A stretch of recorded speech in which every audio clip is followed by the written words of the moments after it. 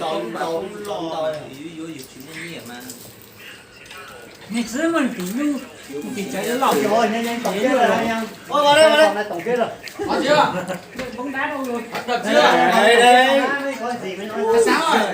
Không phòng em đã tổng kết rồi. góp tiền mua Nhãn về ăn. mua nhãn mà biếu ông mà chủ lợ.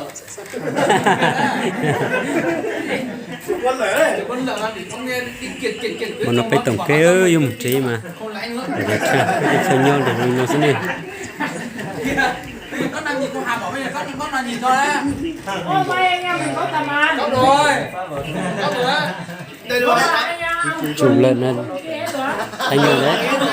Cho tất cả ăn á.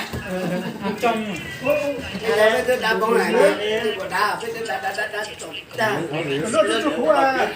Nó à. nó à Nó à. Thế là nó trở thành là thế là được chút tiền là có gì vậy có nó cái đi giờ là cắn rồi là nhưng mà cái tuần của bố à mà nó trong ra cho nó Tổng kết. Và với trái.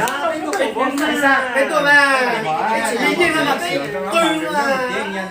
cưng nó bỏ ra mà lúc đó mình thích chơi lên rồi mà nhưng mà Nhiều kêu quá nhiều chưa? Ai nói nữa? Không có tiền tí bọn Nó chụp về luôn nữa. Nó đây. ăn là thế. Một lớp chuyện đi kêu sới kia. không có thì mà chỉ đi tao xuống nằm xuống